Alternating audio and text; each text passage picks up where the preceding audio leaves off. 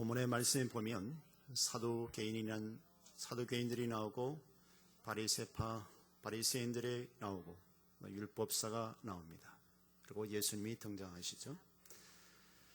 이제 구약의 유대인들의 그 종교적으로 큰 두 분류의 두 파가 있습니다. 하나의 자유주의 물길을 흐르는 사두개인들, 그들은 천국도 없고 영생도 없고 천사도 없고 이 땅의 현실주의적으로 살아가는 자유주의 신학 제사장들을 중심으로 해서 주축이 된 사두개파가 있고, 또 한파는 철저하게 보수주의 하나님 말씀 중심적으로 살아가는 그런 바리새인들이 있습니다. 바리새파 사람들이 있습니다. 그 안에 오늘 말씀 보면 율법학자, 율법사가 있습니다. 율법사가 바리새인들 파에 속해 있는 사람입니다. 이 율법사들은요, 구약 율법을 아주 전문적으로 해석을 하고 율법을 가르치고 또 율법에 대한 정통이 있는 사람들입니다. 오랜 유대교의 정통에 흘러서 율법을 연구하고 가르치고 율법을 해석하고 적용시키는 그런 사가 율법사입니다. 그 율법사가 율법의 전문인 그가 예수님을 시험하라고 했다라고 말씀하고 있습니다. 오늘 보니까 35절 그중 율법사가 예수를 시험하여 묻되라고 그랬습니다. 이 바리새파 사두개인들 중에 와서 예수님께 질문하고 신앙적인 논쟁을 벌여서 이 사두개인들은 예수님에게 찍소리도 못하고 대답도 못하고 돌아갔습니다. 이 사두개파 사람들이 그래 우리가 가서 예수님하고 한번 붙어본다. 그래서 율법사가 율법의 전문가 있는 그들이 와서 예수님에게 질문하기를 어느 계명이 제일 큽니까? 라고 이렇게 질문을 한 겁니다. 그랬더니 예수님께서 오늘 37절에 말씀하고 있죠. 예수께서 가라사대 내 마음을 다하고 목숨을 다하고 뜻을 다하여 주 너의 하나님을 사랑하라 하셨으니 이것이 크고 첫째 되는 계명이요 둘째는 그와 같으니 내 이웃을 내 몸과 같이 사랑하라 하셨으니 이 두 계명이 온 율법과 선지자의 강령이니라 라고 말씀합니다. 네, 그렇습니다. 출애굽기 20장에도 말씀해 보면 십계명 나오죠. 십계명의 핵심이 두 기둥이 하나님 사랑과 이웃 사랑입니다. 구약 전체 또 신약 전체가 이렇게 핵심 기둥이 하나님 사랑과 이웃 사랑입니다. 이것을 빼버리면 핵심 인물은 예수 그리스도이지만 핵심 두 기둥은 그 예수 그리스도의 인물 속에 핵심 두 기둥 하나님 사랑과 이웃 사랑 이것을 빼버리면 아무 종교가 아닙니다. 빼버리면 그 신앙은 타락하기 시작하고 하나의 위선자요. 그리고 그냥 종교인으로 살아갈 수밖에 없습니다. 이 일을 이루시기 위하여 성자 예수님께서는 성부 하나님의 말씀을 끝까지 순종하며 사랑하면서 죽기까지 십자가에 지셨죠. 이것이 하나님 사랑, 이웃 사랑이거든요. 하나님을 사랑한다면 이웃 사랑이 되지 않으면 그거는 뭔가 신앙이 잘못된 것입니다. 그래서 오늘 예수님께서 하신 말씀이 율법 중에 어느 계명이 크니까 라고 율법사가 율법의 전문가가 이렇게 질문하자 내 마음을 다하라. 여러분 이 말씀을 들으면서 어떻게 생각하십니까? 저는 이 말씀을 청년 때부터 이 말씀을 읽으면서 마음을 다하는 게 뭘까? 왜 마음을 다하라 그럴까? 굉장히 저 개인적 말씀을 굉장히 부담스러웠어요. 이 말씀이 개인적으로 굉장히 부담스러웠어요. 마음을 다하라, 목숨을 다하라, 뜻을 다하라. 그 해서 하나님을 사랑하니까 굉장히 부담스럽고 하나님도 너무하신다. 나는 어떻게 하라고? 쭉 하나님만 다 사랑하라 그런가? 그런데 나중에 깨달았어요. 이 하나님 마음을 다 하라는 것은 예를 들어서 내가 내 아내를 사랑하는 데 있어서 90%만 아내를 사랑하고 나머지 10%를 다른 아내를 사랑한다면 위험성이 나타나겠죠. 언젠가는 남의 여자를 또 넘보게 되겠죠. 여러분 안 그렇습니까? 내 아내를 100%를 사랑할 때 다른 아무리 멋있는 여자가 와도 기웃거리지 않겠죠. 마찬가지입니다. 우리의 마음속에 하나님을 사랑하는 마음이 100% 차 있을 때 사단이 와서 틈탈 수가 없는 거예요. 어떤 내가 하나님 말씀을 듣고 순종할 때도 갈등하지 않습니다. 왜? 내 마음에 100% 하나님 사랑이 딱 들어있으니까 갈등의 여지가 없어요. 불순종의 씨앗이 애초에 없습니다. 10%를 남겨놓으면 이 10% 때문에 불씨가 되는 거예요. 불신앙이 불씨가 되는 것입니다. 그리고 사탄이 틈타는 틈을 주게 되는 것입니다. 여러분 장작 패보셨어요? 저는 시골에서 농사를 짓기 때문에 장작을 많이는 패우지 않았지만 장작을 패왔습니다. 많은 나무는 그냥 도끼 칼날이 되면 쫙 갈라지지만 젖은 나무는 잘 안 갈라집니다. 특별히 참나무는 잘 안 갈라져요. 나무가 아주 단단하고 결이 아주 너무 밀착되어 있거든요. 그러면 도끼 단을 한번 탁 찍으면 찍혀서 안 빠져나옵니다. 어린아이 때 젊을 때 10대 때 빼보면 안 빠져요. 망치를 때려서 두드려 빼가지고 그 다음에 쇠로 된 정을 받고 그 다음에 도끼를 칩니다. 그러면 틈이 났을 때 도끼를 가지고 찍으면 젖은 나무도 쫙 갈라지는 것을 봤습니다. 틈을 주면 나도 모르게 세속주의가 되고, 틈을 주면 나도 모르게 사단이 와서 틈타서 나를 힘들게 하고, 틈을 주면 나도 모르게 느슨해지고 타락해지기 시작하는 것입니다. 그래서 이 하나님을 100% 사랑하지 아니하면 우상을 섬기게 됩니다. 조금씩 타락해서. 그리고 그걸 남겨두면 순종의 갈등의 소지가 되고, 죄질 가능성을 내고, 우상 숭배의 가능성을 두고, 그래서 나중에 깨닫고, 결국은 나를 위한 말씀이었구나. 내가 마음을 다하여 하나님의 다하여 하나님을 사랑할 때 결국은 나의 축복이라는 것을 알게 되었습니다. 두 번째는 목숨을 다하고 그랬죠. 여기 목숨을 다하고 원어적인 의미는요, 살아있는 육신의 생명력 있을 동안에 하나님을 사랑하는 것입니다. 근데 우리는 어떻습니까? 여러분, 나는 죽을 때까지 주님을 사랑하고 헌신할 거야. 주님을 사랑할 거야.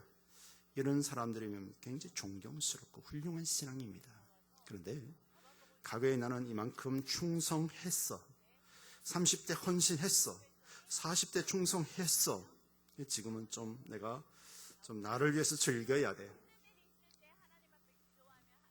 그렇게 되면 내가 헌신하게 될 때 하나님이 나에게 능력이 되어주고, 내가 주님 앞에 헌신되어질 때 주님께서 그 일하신 능력과 경건에 살 수 있는 힘이 나에게 생기는데, 내가 헌신되어지지 아니하면, 우리 철학에 듣던 말씀처럼 로마서 6장에 보면 우리가 몸을 의의 병기로 드릴 때에 죄가 우리를 주관하지 못한다고 말씀하셨잖아요. 로마서 6장 14절의 말씀인가 그런 말씀하셨어요. 만약 내가 하나님께 헌신되어지지 않으면 이 죄라는 놈이 내 안에서 죄의 뿌리가 나타나서 나를 점령해버리고 나로 인하여서 죄의 오염, 전염이 된다는 사실을 볼 수가 있어요. 이 죄 짓지 않는 비결을 다 하나님께 가르쳐 주셨어요.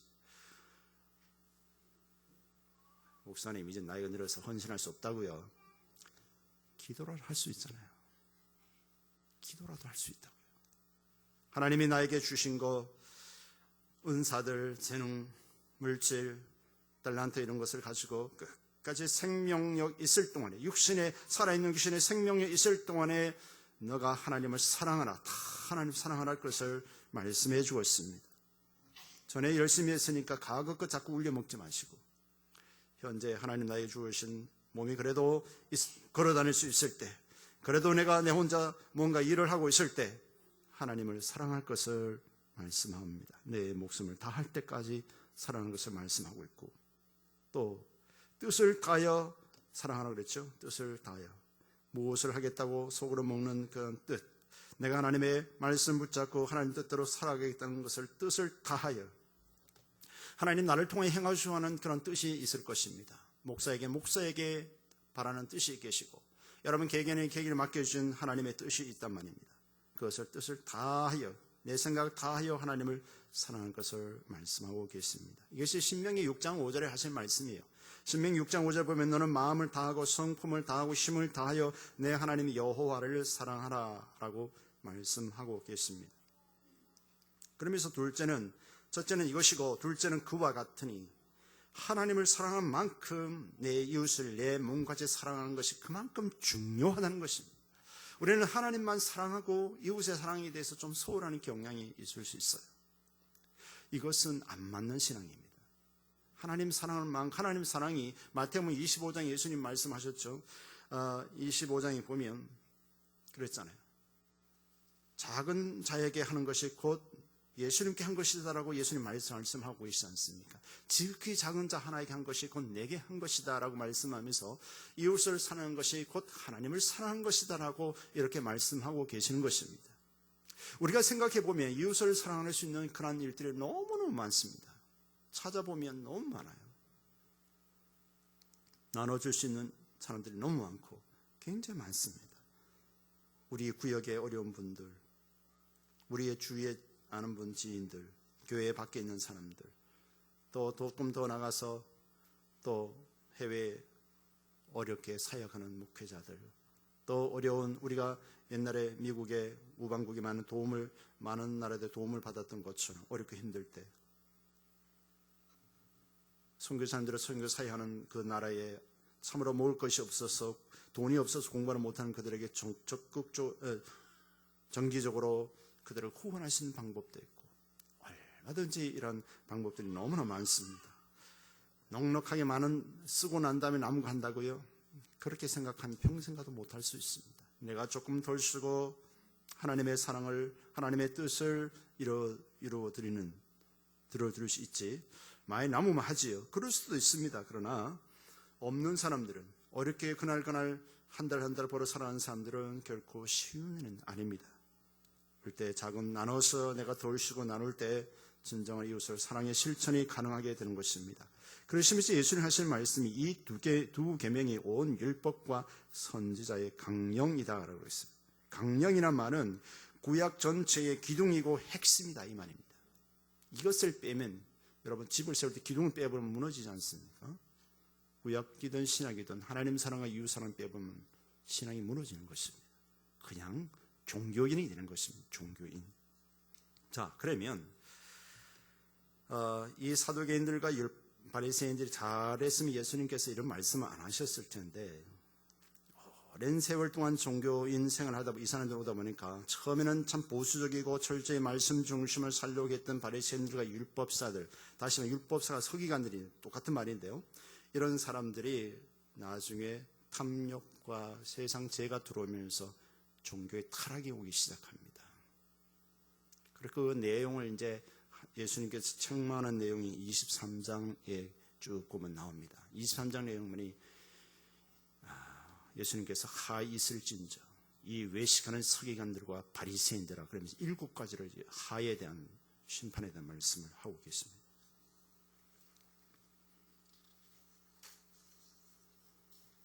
먼저 23장 1절에 7절의 말씀 보면요. 그 3절에 그러므로 무엇이든지 저희의 말하는 바는 행하고 지키되 굉장히 오랫동안 신앙생활을 오면서 그들의 이 영적인 지식은 많아요. 말하는 바는 행하고 지키되 저희의 하는 행위는 본받지 말라. 저희는 말만 하고 행치 아니한다라고 말씀하고 있습니다. 4절에 보면 또 무거운 짐을 묶어 사람들의 어깨에 지우되 자기는 이것을 한 손가락으로도 움직이려 하지 않는다. 율법을 굉장히 너무 많이 만들어가지고 사람들에게 막 지키라고 막 억압을 하고 안 지키면 막 죄인 취급하고 그렇습니다. 핵심은 하나님 사랑, 이웃 사랑이면 되는데 예를 들어 구약에는 안식일이잖아요. 안식일 날 예를 들어서 심리 밖으로 가면 안 된다. 4km 이상 밖으로 나가면 안 된다. 뭐 이런 식으로 막 인위적으로 막 율법을 만들어 놓고 나가면 막 사람 죄인 취급하고 정죄하고 막 그렇거든요. 이런 것들을 막 600가지를 만들어 놓고 중요하지도 않는 거. 이런 것을 만들어 놨어요. 이 사람들을 보면 지금 그런 율법을 너무 많이 만들었어요. 화장실 가서 소변이 뭐 한 번 이상 튀면 죄 짓고. 이런 걸 만들어 사람들을 막 지키라고 하니 얼마나 사람들이 힘듭니까? 그게 하나님 앞에 뭐가 중요합니까? 사람들을 그렇게 짐을 지어놓고 자기들은 그렇게 하지 않는다고 예수님이 막 책망을 하는 겁니다. 4절에 그랬고 그리고 하나님 앞에 우리의 신앙을 보이는 것이 아니라 사람에게 자꾸 보이려고 하는 겁니다. 5절에 저희의 모든 행위를 사람에게 보이고자 하여 하나니 우리가 범죄하고 타락하지 않는 난 사람의 눈은 그렇게 중요하지 않습니다. 내가 범죄하지 않는 난 사람에게 중요하지 않다고 우리의 신앙은 하나님 앞에 중요한 거. 하나님이 나를 기뻐하느냐 안 기뻐하느냐 이걸 보지 않고 사람에게 자꾸 의식합니다. 사람에게 높임 받으려고 그러고 명예를 얻으려고 그러고 높은 데 앉으려고 그러고 6절을 7절을 하지 않습니까? 잔치의 상석, 제일 높은 자리, 해당의 상자, 교회 안에서 제일 높은 데 앉으려고 그러고 시장에서 문안 받는 거, 많은 사람들은 문안 받는 거, 랍비라 칭하면 아이고 선생님 오셨어요. 율법을 가르치는 선생님 오셨어요. 이렇게 칭함을 받는 것을 좋아한다 그랬습니다. 세속적인 영광, 종교적인 명예, 자신의 우월성, 존경받기를 원하는 이러한 랍비를 주님이 막 책망하시는 겁니다. 오늘날 또 교단장 되려고 교단 총회장 되려고 돈을 3억 썼니, 5억 썼니, 10억 썼니, 진짜 땅을 치고 우려할 그런 상황이에요. 그 헌금이 어디서 나오는데요? 그 돈이 어디서 나옵니까? 성도들의 피 흘리는 그런 돈이 아니겠습니까? 그것을 그렇게 써야 합니까? 맹목사가 오는 종대원들을 식사 사주고 교통비 준다 하지만 그것이 자기를 명예를 위해 자기 명예를 돈 찍어달라고 명예를 위해 사는 거 아닙니까? 저도 직장생활 8년 해봤지만 돈 벌어서 11조 한다는 것은 결코 쉬운 일이 아닙니다. 그런 돈을 갖다가 총회장 쓰는데 몇 억씩 쓰고 어떤 예배 공예배 때 순서 안 넣어준다고 삐지고 삐질 것도 많아. 목회자 그만둬야지 그렇게 하면. 그런 것까지 삐지고 종교 지도자가 영적 리더자가 혹시 여러분 그런 마음 갖지 마세요. 뭘 할 때 안 넣어준다고 삐지지 말고 그거 한다고 해서 내가 높아지는 것도 아니고 그거 안 한다고 해서 내가 무시당하는 것도 아니지 않습니까? 어제 자존감이 낮아가지고 뭔가 자기가 안 띄워지면 그러니까 자기를 무시하는 것 같고 안 한 것 같고 이렇게 하면 하나님도 기뻐하지 않고 사람들에게도 기뻐함을 받을 수가 없습니다. 그래서 당시의 종교 지도자들은 사람에게 보이는 신앙, 세속적인 영광, 종교적인 명예, 자신의 우월성, 존경받기를 원하는 그들을 주님은 책망하신 겁니다. 그래서 그들에게 하있을 것을 7가지를 13절에서 29절까지 쭉 말씀하시는 거예요.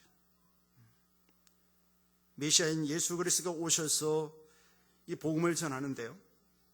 이들이 방해를 하는 겁니다. 누가요? 서기관들이, 바리새인들이, 율법사가 방해를 하는 겁니다. 율법사는 구약의 율법, 조금 전에 말씀드렸죠. 율법의 전문가라 그랬어요. 율법에도 창세기도 예수 그리스도 오실 것, 여자의 후손 오실 것을 말씀하셨고 시편에도 다양하게 예수 그리스도 오실 것을 말씀을 많이 하셨잖아요. 오실 예수를 말씀해놨는데 적어도 율법을 공부했다면 오신 메시아를 알아볼 수 있는 영안이 있어야지. 오히려 그 예수 그리스도를 죽이려고 앞잡이게 됐다는 것이 심각하고 천국 복음을 증거하는 그 메시아가 오셔서 천국 복음을 전하는 것을 방해하는 것들이 누구였냐면 이 율법사와 서기관들이었다는 사실입니다. 13절에 전에 하이슬전저 외식하는 서기관들과 바리새인들이, 서기관들이 그랬죠. 율법사라고 그랬습니다. 바리새인들이요, 너희는 천국문을 사람들 앞에서 닫고 너희도 들어가지 않고 들어가려 하는 자도 들어가지 못하게 한다. 복음을 못 듣게 막는 겁니다.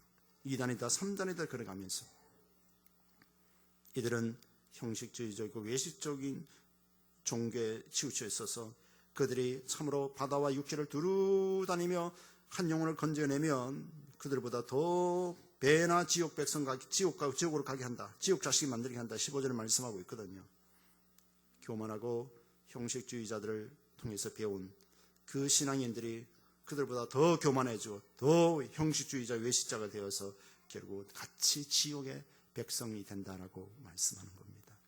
그러면서 예수님이 16절에 이 소경된 인도자여, 하있을진저 소경된 인도자여 그랬죠. 영적으로 소경된 인도자라고 했습니다. 예를 들어서 오늘 15절에 보면 내가 성전으로 맹세하면 성전에 누가 계십니까? 하나님 계시잖아요.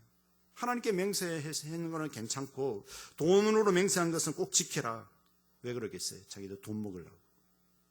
지도자들이. 돈은 몰라도 하나님께 내가 헌신을 맹세하고 뭔가 내가 하나님께 주의 종의 길을 가겠습니다. 이렇게 하나님께 작정한 것, 소원한 것은 갚아야지. 해야지. 그것보다도 돈은 맹세했으면 그건 꼭 지켜라. 이렇게 탐욕스러움을 보여주는 거거든요.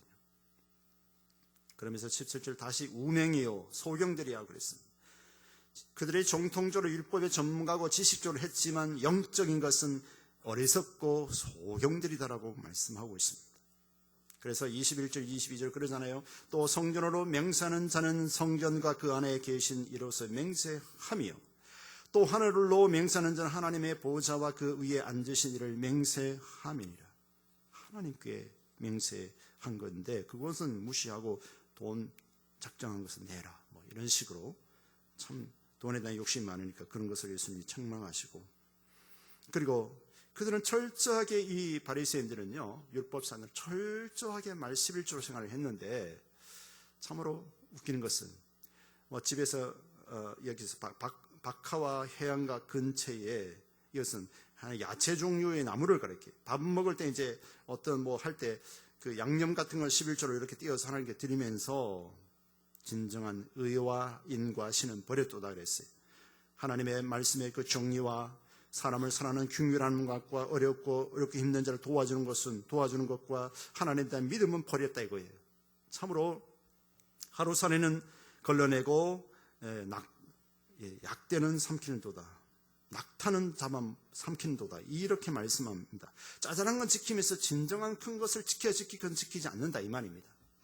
다시 말해 뭐 양쪽 다 지켜야 되지만 지켜야 할 부분, 중요한 부분 지키지 않고 사소한 것은 지킨다 이 말입니다. 그러면서 25절에 쭉 26절에도 계속 말씀하면서 하이시들진저 외식하는 서기관들 바리새인들이요 잔과 대접의 겉은 깨끗하되 그 안에는 탐욕과 방탕으로 가득하게 하는도다 그랬어요. 소경된 바리새인이야 너는 먼저 안을 깨끗이 하라 그리하면 겉도 깨끗하리라 라고 말씀하고 있습니다. 겉으로는 굉장히 율법사여 바리새인들이요 사두개인들이지만 그 안에는 탐욕과 방탕이 가득하다 그랬어요. 이것은 방탕은 무절제한, 너무 신앙생활 오래 하다 보면 우리가 신앙이 느슨해져서 나도 모르게 조그만 죄를 지어도 10%이고 가능을 열어놓는 곳을 죄를 짓고 그러다 보면 차츰차츰 죄가 60%, 70%, 80% 나중에 나도 모르게 죄를 지어도 감각이 없는, 그렇게 타락하고 만다. 이 바리새인들이 정통적으로 종교의 보수주의적인 바리새인들이 지금 그런 것을 주님이 책망하는 거거든요. 우리 한국 기독교가 100년이 넘었습니다. 초기의 성도들이 얼마나 철저히 회개하고 헌신하고 1년의 집회 이제 전반기 후반기 부흥회를 하고 부흥회를 통해서 은혜 받은 걸 가지고 회개하고 또한 다시 결단해서 주일날 하루 종일 봉사하고 전도하고 물질로 또는 많은 사람 선교 사랑하고 이게 신앙이 원동력이 되었잖아요. 제 20살 때만 그래도 그렇게 했거든요.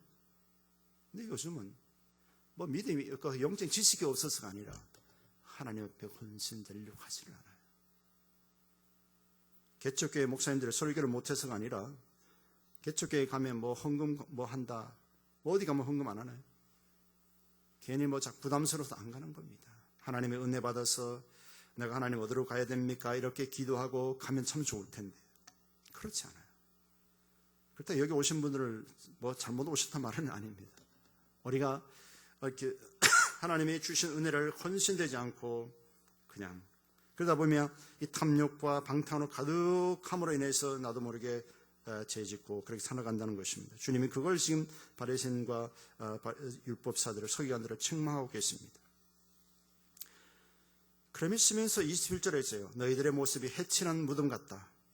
이스라엘은 사막 지역이 많아서 우리나라처럼 잔디를 씌우고 그렇게 하지 않습니다. 잔디를 씌워도 살 수 없으니까 비가 잘 나오니까요.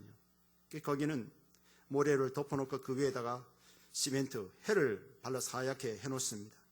겉에 보면 굉장히 무덤이지만 안에 시체는 있지만 겉에는 굉장히 하얗게 칠해놨기 때문에 깨끗해 보입니다. 예수님이 하신 말씀이 겉으로 너희들은 멋있는 종교인 같지만 너희 속에는 탐욕과 탐심이 가득하다.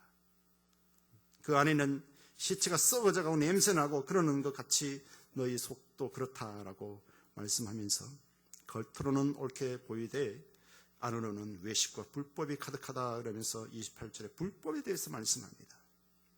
우리가 때로는 정도의 길을 갈 때 그것이 시간이 걸리고 때로는 내가 조금 더디 성공할지라도 그 길을 하나님이 지켜주시지 불법을 행하는 것은 언젠가 그것 때문에 무너지게 되어 있다는 사실입니다. 이번에 대통령 탄핵도 솔직히 보면 크게 문제될 거 아닌데 불법이잖아요. 그게 불법. 그렇죠? 이 불법이 결국은 탄핵을 받게 됐잖아요.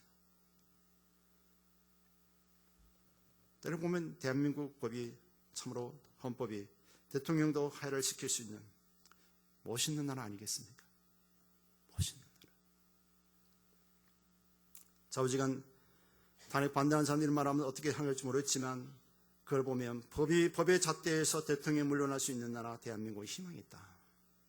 여러분 그렇게 생각 안 하십니까? 희망이 있다. 일본 같으면 일본 기자들이 그래요. 자기 나라 같으면 상상도 할 수 없는 일이다 그래요. 하나님의 법이 하나님의 정의가 설 수 있는 이 땅이 대한민국. 앞으로 다른 나라들은 적당하게 해서 죄를 탐욕과 죄를 덮어나갈지 몰라도 이 대한민국은 앞으로 하나님 희망이 있다. 이렇게 그것을 저는 생각했습니다. 참으로 율법의 전문가이며 성경에 구약 성경에 능통한 자라면 오신 메시아를 협력하고 도와줘야 되는데 오히려 그분을 시험하고 회방하는데 잡아 죽이는데 앞잡이 노릇을 했다는 게 너무 안타깝다는 것입니다. 우리 교회 안에서 문제가 생기는 것도 이방 사람들이 들어와서 문제를 일으키는 거 아닙니다. 오늘날 많은 교회 안에들이 어려움을 당해서 교회가 막 힘드는 거 보면 교회 안에서 하나님 말씀 안에 경건하게 바로 서지 않기 때문에 목회자의 타락과 성도들의 탐욕과 그런 것 때문에 서로가 교회 문제가 많이 일어나는 것을 보지 않습니까? 많이 아는 것도 중요하지만 하나님 말씀을 아는 만큼 우리가 순종하고 경건하게 사는 것이 굉장히 중요하다는 것입니다. 그렇게 중요한 것입니다.